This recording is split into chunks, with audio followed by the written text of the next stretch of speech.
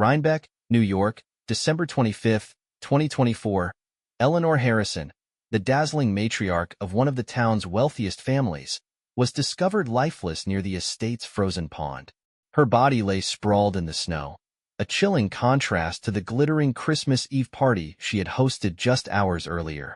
The night's festivities, filled with champagne and laughter, now stood in stark contrast to the grim discovery.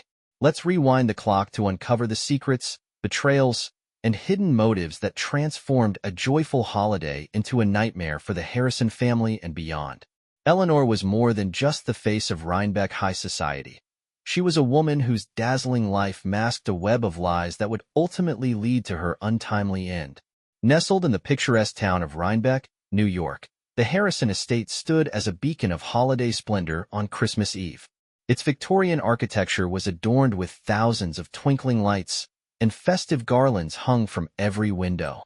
Inside, the air buzzed with holiday cheer as guests mingled, sipping on mulled wine and nibbling on delicately crafted hors d'oeuvres. The annual Harrison Christmas Eve party was an event of local legend, a glittering affair that drew the town's elite to celebrate the season in grand style. Olivia Steele moved through the crowd, her emerald green dress catching the glow of the chandelier above. As the event planner for the Harrisons, Olivia had worked tirelessly to ensure the night was nothing short of perfection. But as she adjusted a silver ribbon on the towering Christmas tree, she couldn't shake the unease that gnawed at her. It wasn't the details of the event, it was her husband, Charles. Charles had been distant in recent months, his usual warmth replaced by a chilly indifference that Olivia struggled to understand. Tonight, he seemed more animated than he had in weeks, but it wasn't directed at her. Olivia's eyes followed him as he stood across the room, laughing with Eleanor Harrison, the party's glamorous hostess. Eleanor was captivating in a deep crimson gown, her every move exuding effortless elegance. At first glance, their conversation seemed innocuous, the kind of friendly banter expected at a party like this. But then Eleanor leaned in closer, her hand brushing against Charles's arm. It was a fleeting touch, but Olivia felt her stomach tighten.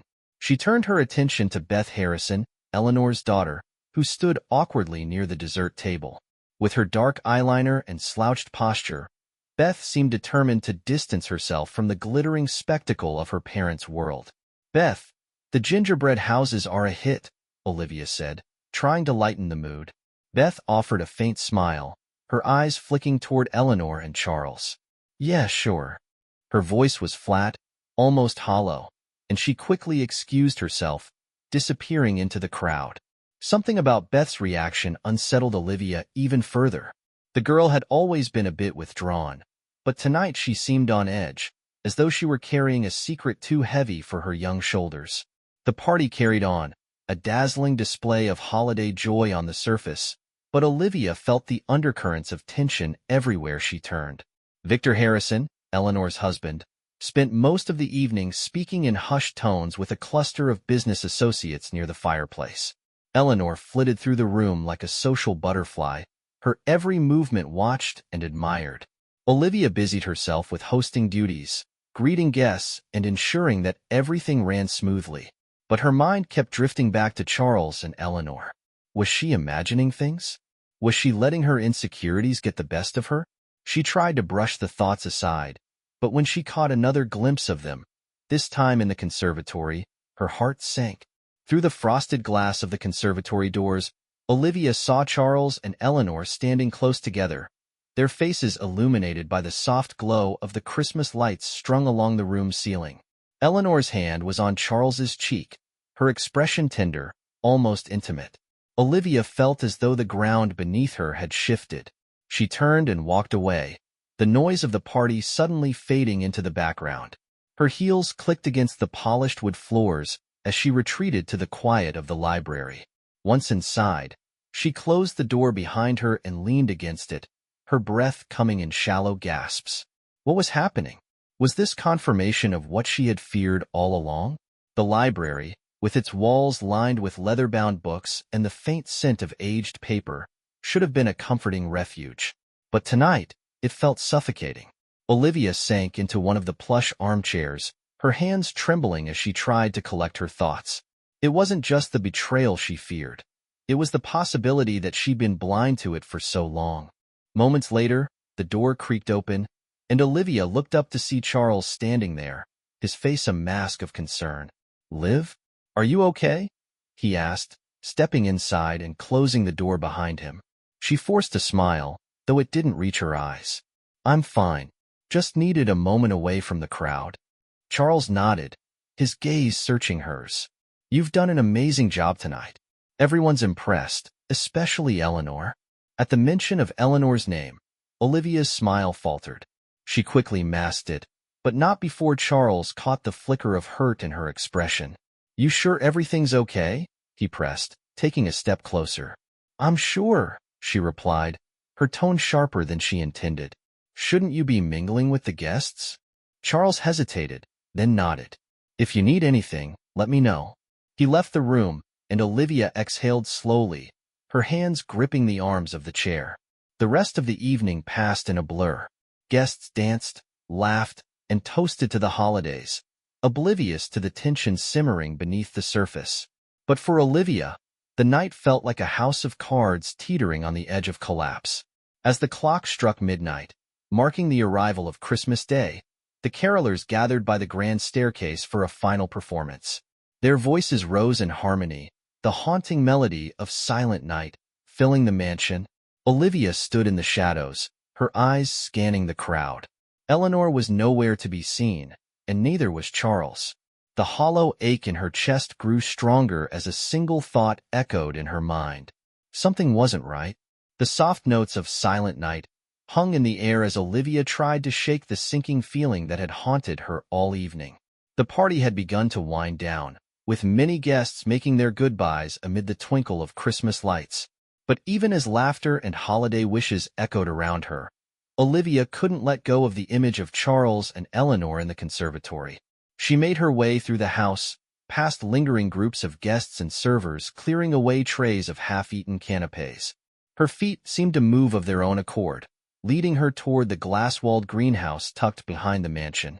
The frosted windows reflected the glowing lights from inside, but the room itself was dim, bathed in the faint moonlight that streamed through the snow-covered trees outside. Pushing the door open, Olivia hesitated. The space smelled faintly of pine and damp earth, its usual warmth muted by the cold night air seeping in through cracks in the glass. At first, it seemed empty.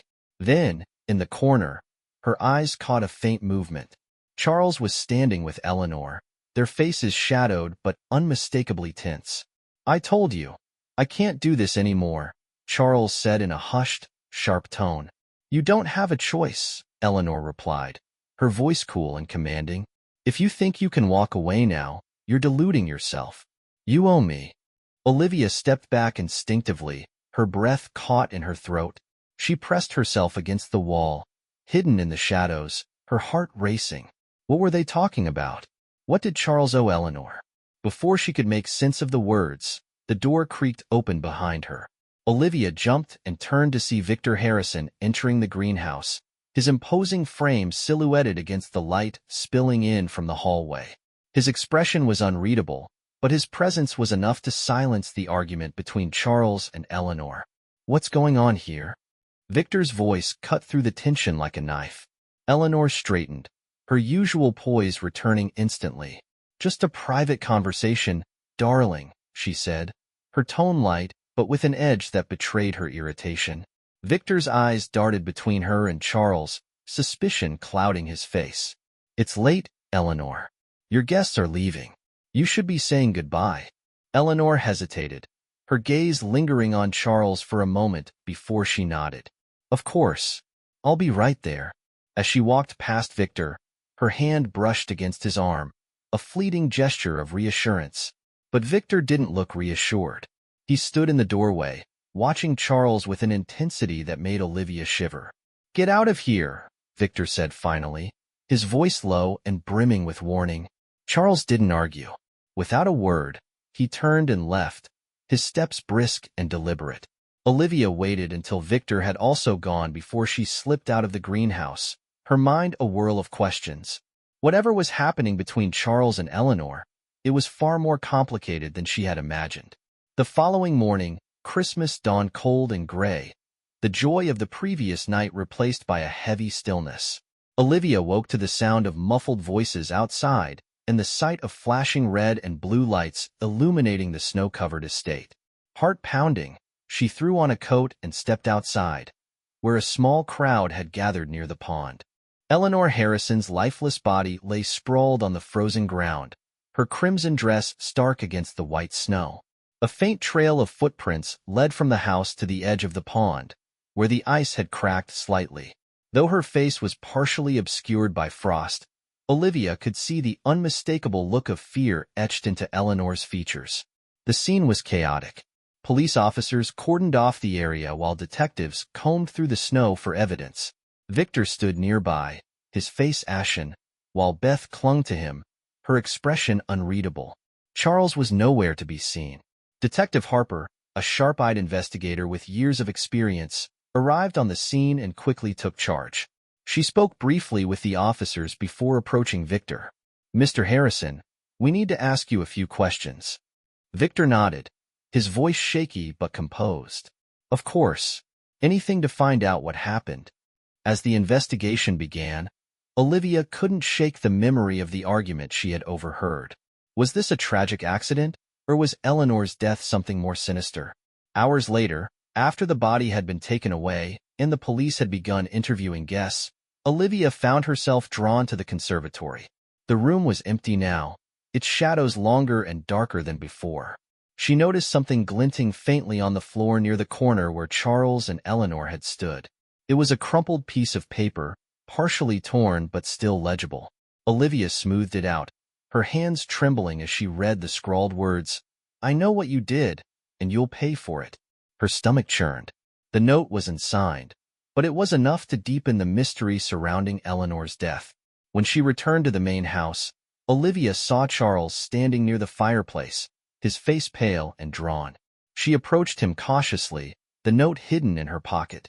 "Where were you this morning?" she asked, her voice quiet but firm.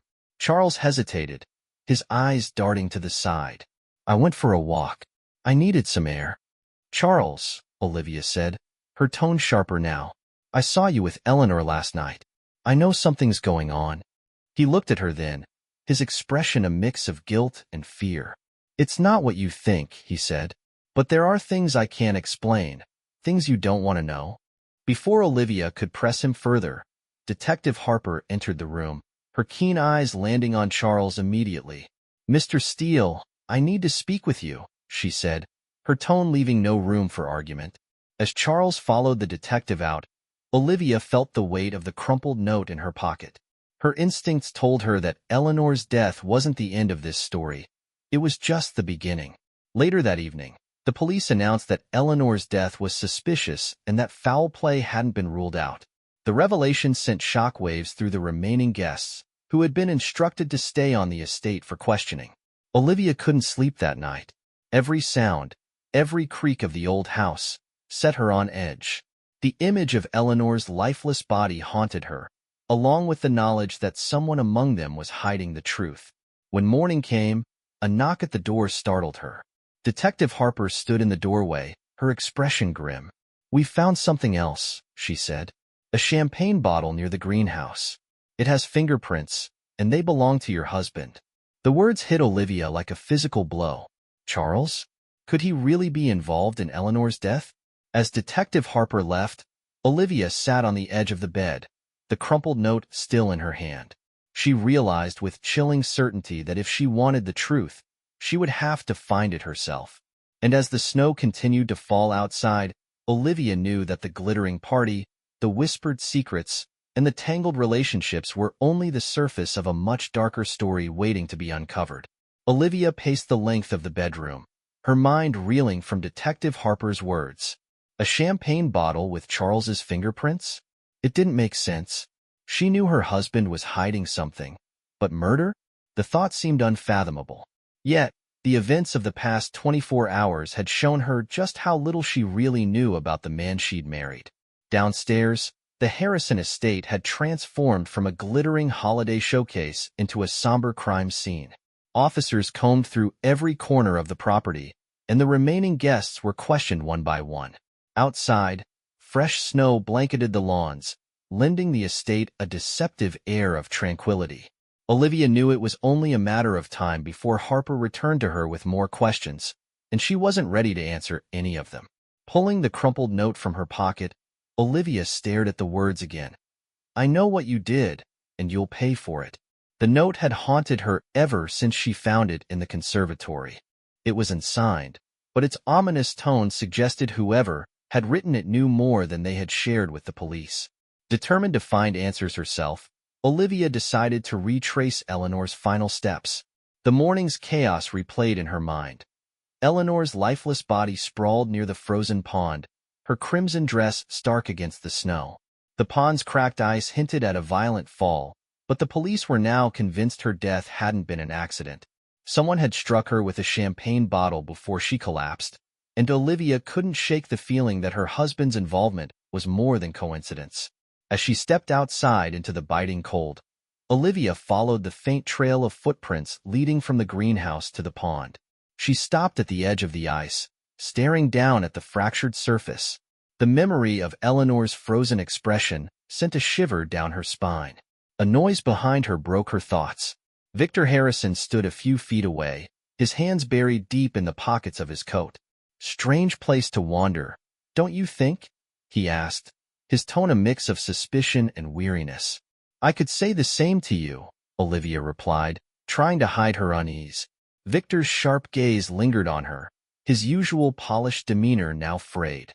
"Eleanor had a talent for keeping secrets," he said finally, "but they always had a way of catching up to her." Olivia studied him closely, her curiosity piqued. "What kind of secrets?" He gave a bitter laugh, his breath visible in the icy air. "The kind that ruin lives. The kind that make people desperate." Victor's cryptic words hung in the cold air, and Olivia pressed him further. "Desperate enough to kill?" Victor stiffened, his jaw tightening. For a moment, Olivia thought he might lash out. But instead, he turned abruptly and walked away, his figure disappearing into the swirling snow. She watched him go, a knot of unease tightening in her chest. Eleanor's death had unearthed something dark and twisted beneath the family's polished facade, and Victor seemed to know more than he was letting on. Back inside the house, Olivia found herself drawn to the library, where the police had set up a temporary base of operations. Through the half-open door, she saw Charles sitting at a table, his head bowed as Detective Harper questioned him. "You had an argument with Eleanor last night," Harper said, her voice calm but unyielding. "What was it about?" Charles looked up, his face pale. "I've already told you, it was about business. She was upset over a deal that fell through." Harper leaned forward, her expression skeptical. "And that's why your fingerprints are on the champagne bottle found near the greenhouse?" Charles hesitated, his gaze shifting nervously. "I might have touched it earlier in the night," he said finally, "but I didn't hurt Eleanor. I swear." Olivia stepped back from the door, her heart pounding. She wanted to believe Charles, but the cracks in his story were becoming harder to ignore. If he wasn't telling the full truth, what else was he hiding? Later that afternoon, Harper called everyone into the parlor to address the growing tension. The remaining guests gathered in hushed silence as she delivered her findings. "Eleanor Harrison's death is no longer being treated as an accident," Harper announced. "The evidence suggests she was struck with a champagne bottle, which caused her to fall and hit her head on the ice. This is now more than just a tragedy investigation." The room erupted in murmurs, the weight of her words sinking in. Harper's sharp gaze swept over the group, lingering on each face as though searching for cracks in their composure. When her eyes landed on Charles, Olivia felt a fresh wave of dread. "I'll need all of you to remain on the estate for further questioning," Harper continued.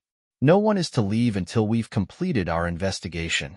The announcement cast a shadow over the room, and Olivia could feel the tension thickening like a storm cloud. Later that evening, Olivia found herself alone with Beth in the kitchen. The young woman sat at the counter, her arms wrapped tightly around herself. Her pale face and downcast eyes betrayed the turmoil she was trying to hide. "Beth," Olivia said gently, "you know you can trust me, right?" Beth didn't respond, her gaze fixed on the floor. "I know you saw something last night," Olivia continued, "and I know you're scared." But keeping it to yourself won't make it go away. Tears welled up in Beth's eyes, and for a moment Olivia thought she might finally speak. I didn't mean to, Beth began, her voice barely above a whisper. Before she could say another word, Victor appeared in the doorway, his presence casting a long shadow across the room. Come on, Beth, he said, his tone firm. We're done here. Beth shot Olivia an apologetic glance before following her father out of the kitchen, leaving Olivia with more questions than answers. As the evening wore on, Olivia became increasingly convinced that Eleanor's death was connected to the family's tangled web of secrets. Her mind kept returning to the note, to Charles's evasiveness, and to Victor's strange comments about desperation. Whatever secrets Eleanor had kept, they seemed to have ignited a firestorm among those closest to her. But before Olivia could act on her suspicions, a commotion erupted from the direction of the wine cellar. She rushed to the scene, where a group of officers stood clustered around a horrifying sight.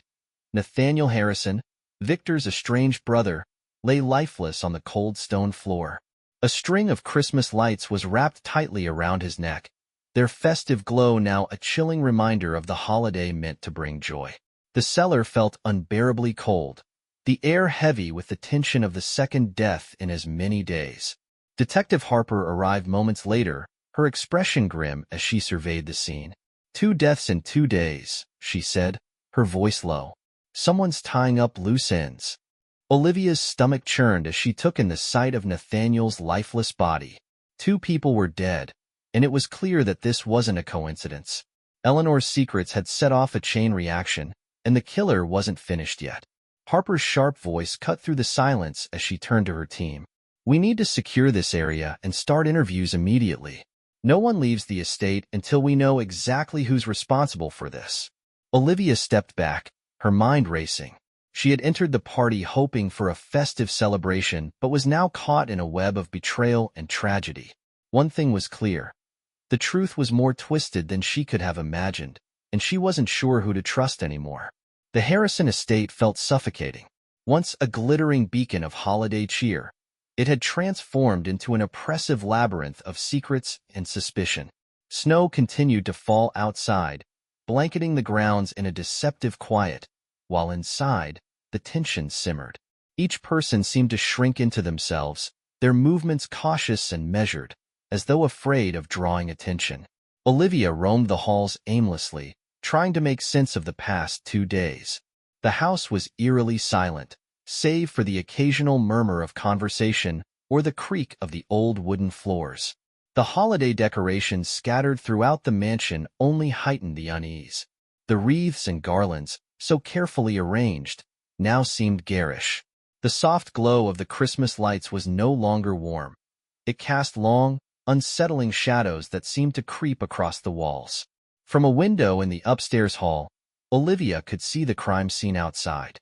The pond where Eleanor had been found was cordoned off, its frozen surface fractured and scarred. Near the greenhouse, detectives moved methodically, searching for evidence that might explain what had happened to Nathaniel. 2 deaths in as many days. It was impossible not to feel the walls closing in. Unable to bear the oppressive quiet, Olivia made her way to the parlor. She paused in the doorway, unnoticed by the others.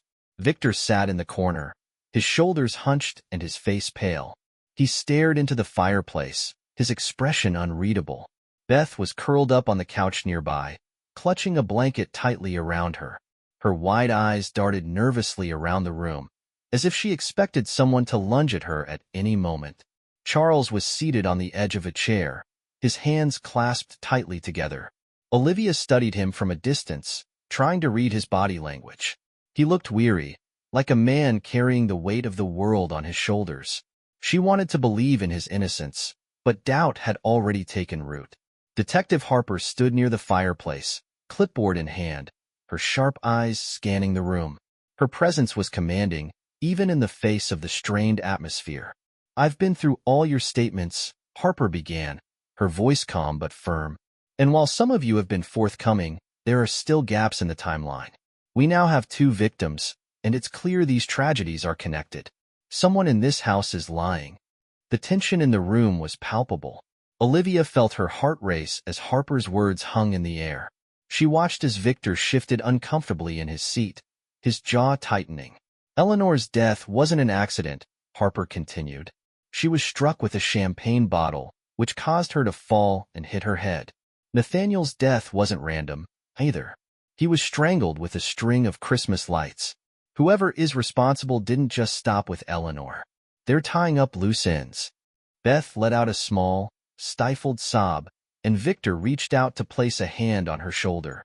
But the gesture seemed hollow, and Beth flinched at his touch. Harper's gaze swept over the group, lingering briefly on Charles before moving to Victor. "Mr. Harrison, you and your brother were estranged. What was he doing here that night?" Victor cleared his throat, his voice low and hoarse. "Nathaniel wasn't invited. He showed up unannounced.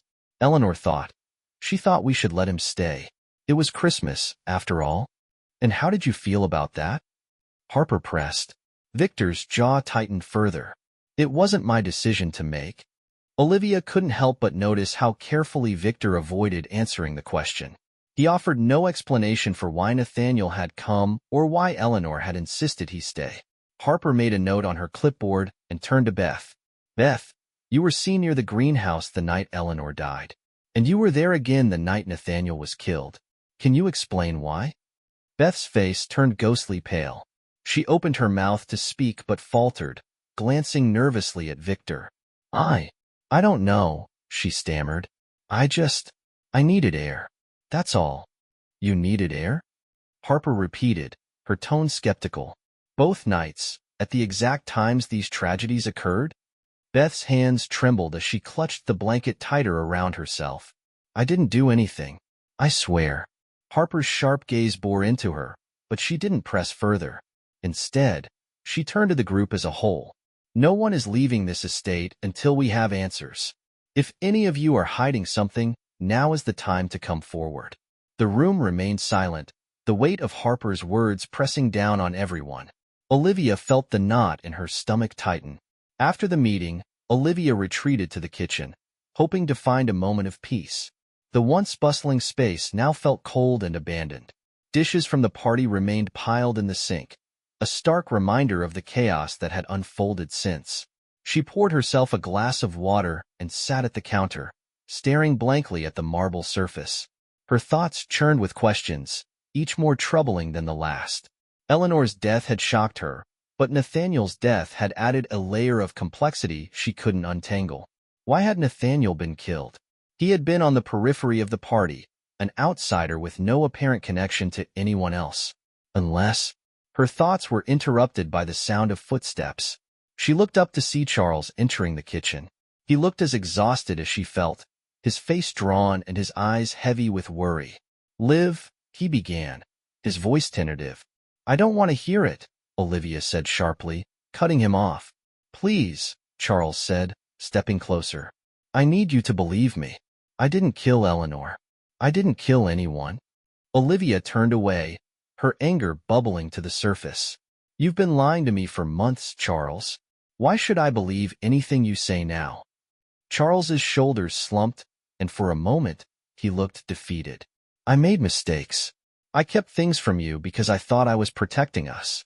But I didn't kill her." Before Olivia could respond, Detective Harper appeared in the doorway. "Mr. Steele, I need to speak with you," she said. Charles hesitated, glancing at Olivia, but she avoided his gaze. Without another word, he followed Harper out of the kitchen. Left alone, Olivia felt a wave of frustration and exhaustion wash over her. Every conversation left her with more questions than answers. Every revelation seemed to lead to another layer of lies. Determined to clear her head, she wandered the halls, eventually finding herself in the wine cellar. The air was cold and damp, and the scent of earth and aged wood was heavy. The room was quiet, save for the faint hum of the temperature control system. She stared at the spot where Nathaniel's body had been found, her mind racing. Why had he been killed in such a brutal, personal manner? What did he know that made him a target? Her eyes caught a faint glint of something metallic near the base of the stairs. She crouched down, her fingers brushing against the cold surface of a single gold earring. She held it up to the light, her heart racing. It wasn't hers, and it certainly didn't belong to Nathaniel. The discovery filled her with a mix of dread and determination. She slipped the earring into her pocket, unsure of what to do with it. She knew she should hand it over to Harper, but something made her hesitate. As she stood there, the sound of footsteps behind her made her freeze. She turned to see Harper standing at the top of the stairs, her sharp eyes focused on Olivia. "What are you doing down here?" the detective asked, her tone wary. "I was just thinking," Olivia said, trying to keep her voice steady. Harper's gaze lingered on her for a moment before she nodded. "Be careful," she said. "This isn't the time to go wandering around alone." Olivia nodded, watching as Harper disappeared back up the stairs. Once she was alone again, she pulled the earring from her pocket, staring at it in the dim light. It felt like a clue, but without context, it only added to the growing puzzle. That night, the house felt colder than ever. Olivia sat by the window in her bedroom, staring out at the snow-covered grounds. The lights from the police cars cast an eerie glow over the property, and the faint sound of voices carried through the still air. She thought about Eleanor, about the web of secrets she had spun.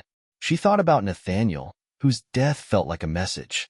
And she thought about Charles, who had become a stranger to her in the span of 2 days. As the snow continued to fall, Olivia realized one thing with chilling certainty. The killer wasn't finished. The mansion was drowning in silence, an eerie kind that blanketed the halls and rooms. The only sounds were the muffled steps of investigators and the occasional murmur of voices from distant corners of the house. Olivia felt trapped in a world where every breath carried the weight of suspicion. Outside, the snowstorm raged, isolating them further from the outside world, as though the house itself had become a prison for everyone inside. Despite the tension, Olivia couldn't stay idle. The earring she had found in the wine cellar burned in her pocket like a secret waiting to be revealed. It wasn't hers, it wasn't Eleanor's, and she doubted it belonged to any of the staff. It was delicate, with a tiny ruby embedded in its gold loop, small enough to slip through the cracks but bold enough to leave a mark. She had no plan, no direction, but her instincts told her to keep moving. The quiet study on the first floor seemed like a good place to start. It had been a hub for quiet conversations during the party, those meant to escape the prying eyes of the crowd. Now, it stood dark and empty, its polished wooden shelves filled with books that no one had touched in years. Olivia turned on a small desk lamp and began searching. She wasn't sure what she was looking for, but she felt certain the study held answers. As she opened drawers, sifting through neatly arranged stationery and forgotten receipts, her mind replayed the key moments of the party. Eleanor's radiant smile as she welcomed guests, Charles's tense posture in the conservatory, Nathaniel's cautious glances as he lingered near the edges of every conversation. The creak of a floorboard startled her. Olivia spun around, her heart pounding, only to find Beth standing in the doorway. "What are you doing?" Beth asked, her voice barely above a whisper. Her eyes were red, her face pale. "I could ask you the same thing," Olivia replied, slipping the earring deeper into her pocket. Beth hesitated, her gaze darting nervously around the room. "I couldn't sleep. I thought, maybe you'd understand." "Understand what?" Olivia asked, softening her tone. Beth stepped into the room, her arms wrapped tightly around herself. She looked like a child caught in a nightmare she couldn't wake from. "I think someone's watching me," she said finally. "Every time I close my eyes, I feel it." Olivia's throat tightened. "Beth, if you know something, anything, you need to tell me. Keeping it inside won't protect you." Beth shook her head quickly. "You don't understand. It's not just me. If I say anything," her voice trailed off, and she backed toward the door. "I shouldn't be here. I shouldn't have said anything." Before Olivia could stop her, Beth was gone, leaving Olivia more unsettled than ever. She returned to the desk, her hands trembling as she resumed her search. She found nothing of immediate significance, but the act of searching gave her a sense of control, however fleeting. When she closed the final drawer, her mind was already racing ahead to the next step. As dawn broke, the mansion stirred again. Olivia noticed Detective Harper moving with purpose through the hallways, flanked by officers carrying evidence bags. The house was still on lockdown, and Olivia guessed Harper had decided it was time to escalate her investigation. Her suspicions were confirmed when Harper gathered everyone in the grand dining room. The long oak table that had once been filled with decadent food and champagne flutes was now bare, its polished surface reflecting the grim expressions of those seated around it. "I've received preliminary reports on the forensic evidence," Harper began, her voice cutting through the oppressive silence. "There's enough here to start connecting the dots, but we're still missing pieces. And until we have all of them, no one is going anywhere." Olivia glanced at Charles, who sat across the table from her. His expression was guarded, but his hands fidgeted in his lap, a sign she had come to recognize as his tell when he was nervous. Harper placed a small evidence bag on the table. Inside was a partially torn photograph, the edges charred as if it had been burned in a fireplace. The image showed a much younger Eleanor, smiling alongside Nathaniel and a third man Olivia didn't recognize. "This was found in the wine cellar near where Nathaniel was killed," Harper said, her gaze sweeping the room. "It tells me there's a history here that someone doesn't want us to uncover." Victor's face hardened. "You're wasting time with old photos. What does that have to do with my wife or my brother's deaths?" "More than you think," Harper replied. "Eleanor and Nathaniel weren't just family, they shared secrets. And those secrets are what got them killed." The room fell silent. Victor's grip on the edge of the table tightened, his knuckles turning white. Beth looked down at her lap, her lips pressed into a thin line. Charles avoided everyone's gaze entirely. Harper continued, her tone unyielding. "I've also found evidence of a financial dispute involving Eleanor, Nathaniel, and someone else in this house. A forged business document tied to significant assets. Someone had a lot to lose if Eleanor went public with what she knew." Olivia's stomach churned. She knew exactly what Harper was referring to. Charles had confessed to her about the forged documents Eleanor had been holding over him, but now it seemed he wasn't the only one implicated. "Victor," Harper said suddenly, turning to face him, "did you know Eleanor was planning to leave you?" Victor's head snapped up, his eyes narrowing. "That's a lie." "It's not," Harper countered. "We found correspondence between her and a real estate agent in California.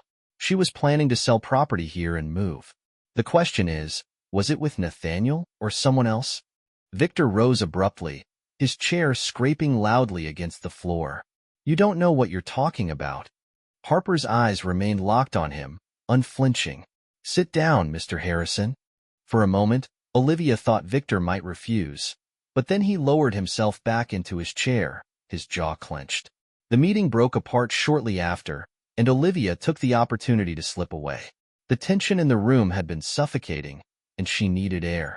She headed toward the conservatory, where sunlight filtered through the frosted glass, casting intricate patterns on the floor. As she entered, her gaze fell on a dark smudge near the base of one of the planters. Kneeling down, she realized it was dried blood, almost invisible against the dark tile. Her pulse quickened as she leaned closer, her mind racing. Why had the killer returned to the conservatory? What had they been looking for? The sound of footsteps made her freeze. She turned to see Victor standing in the doorway, his expression unreadable. "You shouldn't be in here," he said, his voice low. Olivia rose slowly, her heart pounding. "Why not? What are you afraid I'll find?" Victor stepped closer, his imposing figure casting a shadow across the room. "You think you're clever, don't you? Poking around where you don't belong?" Olivia held her ground, refusing to be intimidated. "What are you hiding, Victor?" He didn't answer. Instead, he turned and walked away, leaving Olivia shaken but more determined than ever. That evening, the tension in the house reached a breaking point.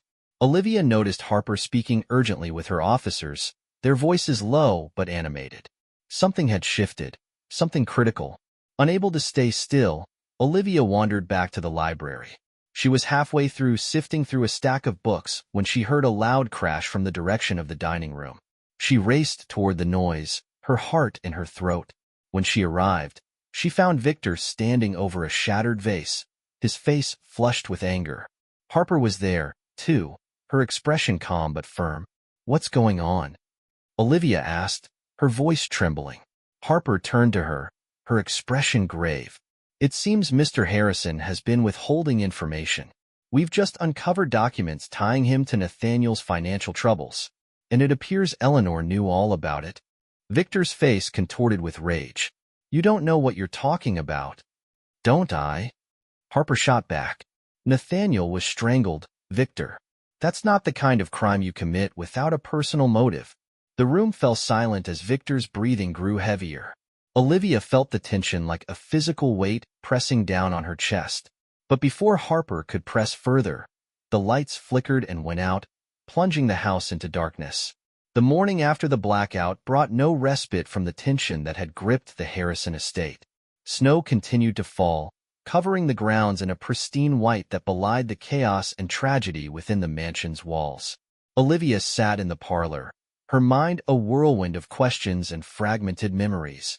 The events of the past few days had unraveled everything she thought she knew about the Harrisons, her husband, and even herself. Detective Harper was working tirelessly, her sharp eyes missing nothing as she pieced together the remaining clues. The discovery of Nathaniel's torn photograph and the earring Olivia had found in the wine cellar had added more layers to an already tangled web. Olivia hadn't yet confessed to finding the earring, but she suspected Harper knew she was holding something back. A knock at the door jolted Olivia from her thoughts. Harper entered, her expression grave but focused. "We found something," she said. "I need you to come with me." Olivia followed Harper to the study, where an officer was reviewing footage on a small monitor. Harper gestured for Olivia to step closer. "This is from a hidden security camera near the wine cellar," Harper explained. Olivia leaned in, her heart racing as she watched the grainy footage. It showed Beth moving through the wine cellar late at night. Her movements hurried and purposeful. She appeared to be placing something on the shelves, though the poor quality of the footage made it difficult to tell exactly what. "Beth?" Olivia asked, her voice barely above a whisper. Harper nodded. "This was recorded hours before Nathaniel's death. We also found her fingerprints on a length of wire near the wine racks. It looks like she was tampering with the area, setting something up." Olivia's stomach churned. She thought of Beth's pale, trembling face during the questioning, her evasive answers, and her nervous glances at Victor. Had the frightened young woman been hiding something much darker than anyone realized? When Harper brought Beth into the study, the young woman's composure crumbled. Her father, Victor, stood nearby, his expression a mix of confusion and dread. Beth refused to meet anyone's gaze, her hands clasped tightly in her lap as Harper presented the evidence. "Beth," Harper began, her tone firm but not unkind. "We know you were in the wine cellar before Nathaniel's death. We know you tampered with the scene. It's time to tell the truth." Beth's shoulders began to shake, and tears streamed down her face. "I didn't mean for it to happen," she sobbed. Victor stepped forward, his voice breaking. "Beth, what are you talking about? What didn't you mean?" Beth turned to her father, her face twisted with anguish. "I couldn't let her do it, Dad. I couldn't let her hurt you anymore." Harper exchanged a glance with Olivia before stepping closer to Beth. "Are you saying this was about Eleanor?" Beth nodded, her sobs intensifying. "She was horrible to everyone, but especially to Dad. She controlled everything, his money, his life. She made him feel like he was nothing. And then she tried to drag Nathaniel into it, too." "What do you mean by drag Nathaniel into it?" Harper asked. Beth hesitated, then took a deep, shuddering breath. She wanted Nathaniel to help her steal from Dad. She told him it was her way out, that if she could ruin Dad, she could leave and start over. She even threatened me, said she'd make sure I never saw Dad again if I told anyone. Victor's face drained of color. "Beth, why didn't you tell me?"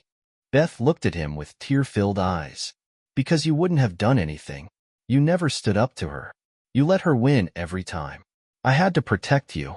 Harper leaned forward, her voice low and steady. "Beth, what happened the night Eleanor died?" Beth wiped her face with trembling hands. "She was yelling at Nathaniel in the greenhouse.